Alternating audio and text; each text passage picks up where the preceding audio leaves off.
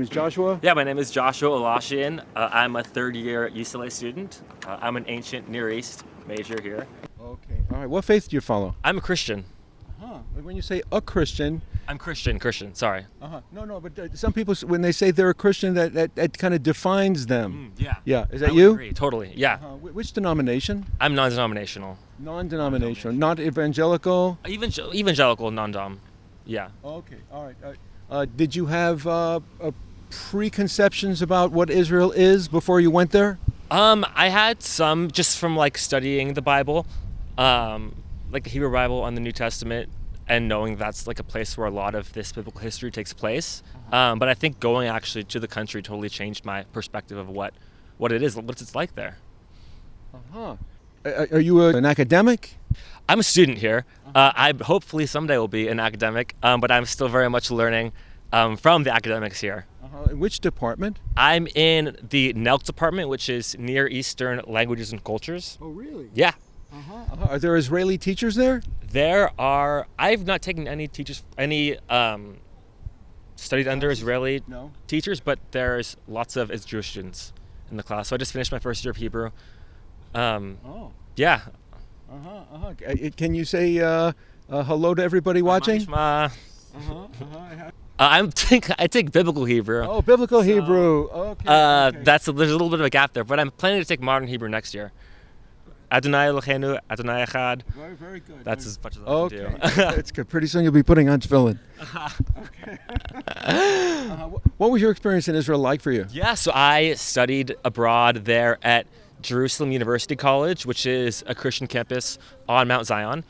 And they have great ties just with both the Jewish community and the Palestinian community in Jerusalem. I would say they really offer a great perspective in just the whole kind of situation, even before October 7th.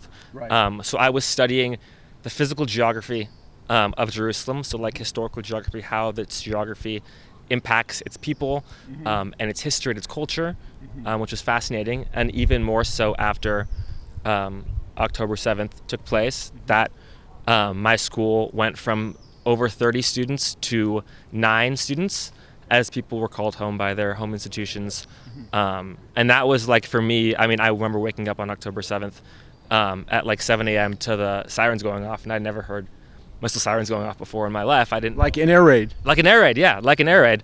And I remember like the ground was shaking, and you would hear like overhead the rumbling, and you would see like in the sky, like as the Iron Dome rocket comes into contact with the missile from Hamas and like explodes in the air. Yeah.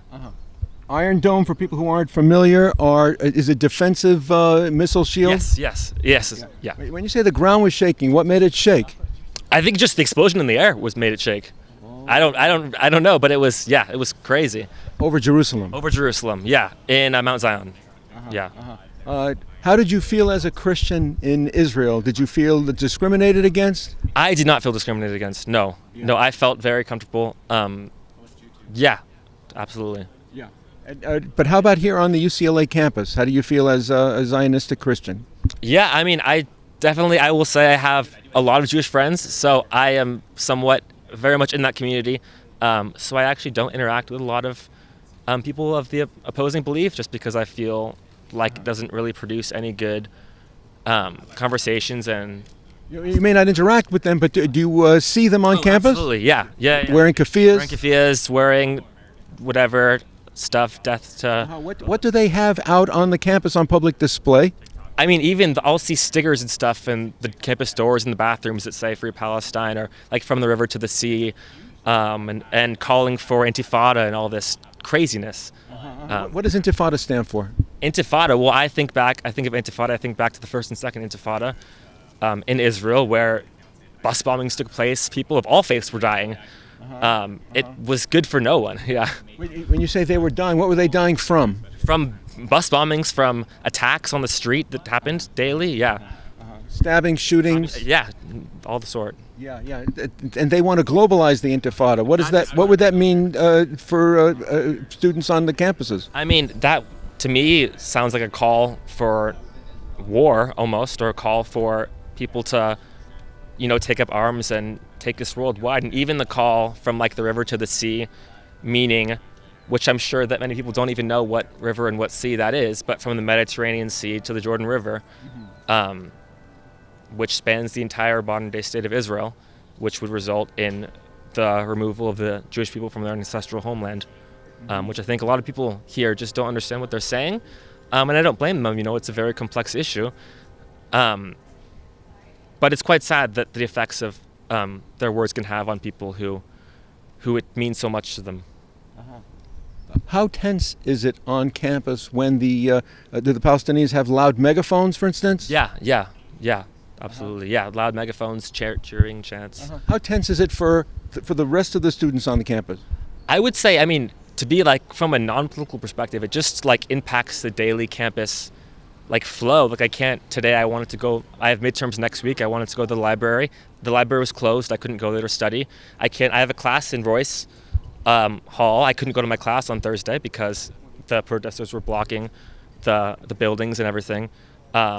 It doesn't feel like I can be a student here with all this going on and focus on my work.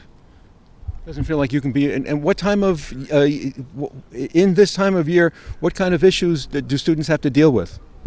In terms of like academic issues? Academic, yeah. It's midterm. It's week 5 right now. It's the middle of midterm season. I have 4 midterms next week, and with the current situation on campus, I have a hard time finding places to study. It's always loud. There's helicopters overhead. I have to hear people chanting anti-Semitic comments all day as I try and walk past to go to my classes. It's not. I can't even imagine as a Jewish person how you'd feel just talking to my Jewish friends and how upset and unsafe they feel on campus. Yes. My heart goes out to them. But you called it anti-Semitic slogans. They contend that it's just anti-Zionist. Is there a difference? I would say they're the same thing. Yeah, why? Because I think that at least how I've heard Jewish people define Zionism as just a right to exist in their ancestral homeland. Yeah.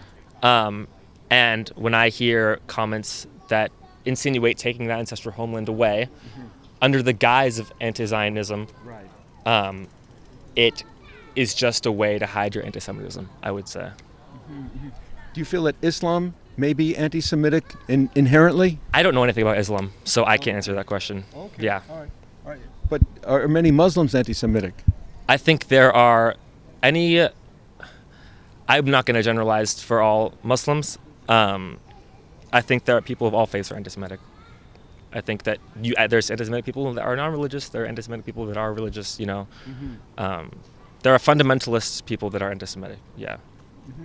Are there members of evangelical movements who are anti-Semitic? I think historically we've seen that with things like replacement theology in like the Enlightenment period. Hopefully, it seems like that's kind of been done away with now, but. No, but aren't there denominations that believe in replacement theology? Yes, I think there are. It's quite sad. Yeah, it's quite sad. What would you like to see the campus do to this encampment that's been set up? In my opinion, I think that people that are not students should not be here. Not students of the campus. Not students of UCLA should not be able to. Quite honestly, regardless of what side you're on, it's the school has to run when it seems like the majority of people in the encampment, and really of all sides, are just here spectating and taking part in this. It's hard to be a student during that, Yeah.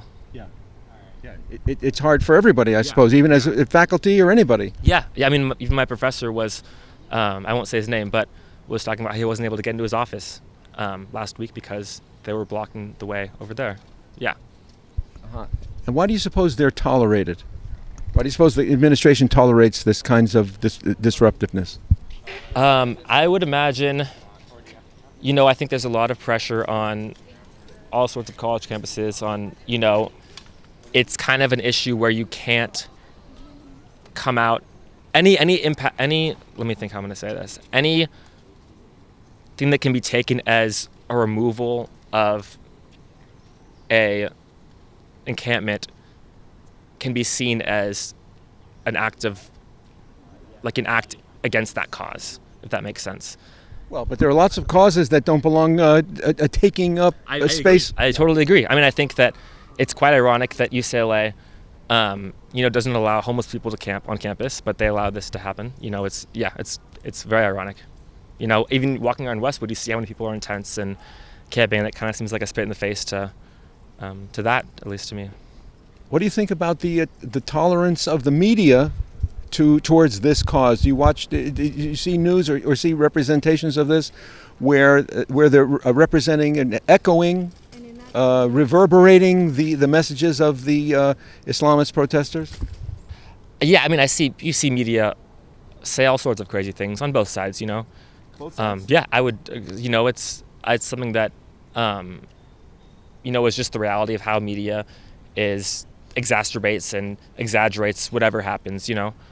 Well, have you heard media calling for Hamas to surrender? I have heard media calling. I've heard Times of Israel calling for that. I wouldn't. Oh, that's okay. a very. In California? Oh, California media? Yeah. No, I have not. Yeah, or national U.S. media? I have not. No. Yeah. No. Yeah. Who's responsible for the condition of the Palestinians? Who's responsible for the condition of? Hamas is, I would say, largely responsible as the ruling party in Hamas and Islamic Jihad, as the ruling party in Gaza. Israel pulled out in 2005, and they were left to rule themselves. And unfortunately, this small sect of radical fundamentalists has kind of been so horrible to the poor citizens of Gaza that are just trying to survive, and they have to deal with this ruling party that doesn't really care about them. And yeah.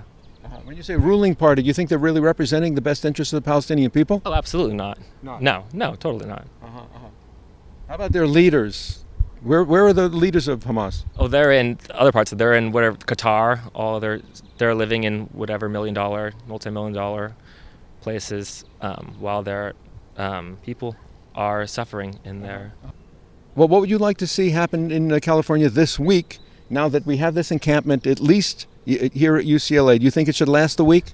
I think that the most important thing that universities should do, in my opinion, this is my opinion, not speaking for anyone else, is just limit the amount of non-UCLA students that are able to come protest. Because it is a college campus, people are trying to, do their work, go to midterm, go to class. Sure. And if you have people busing in every day to join the encampment or join whatever protest, it really detracts from us being able to just try and be a college student.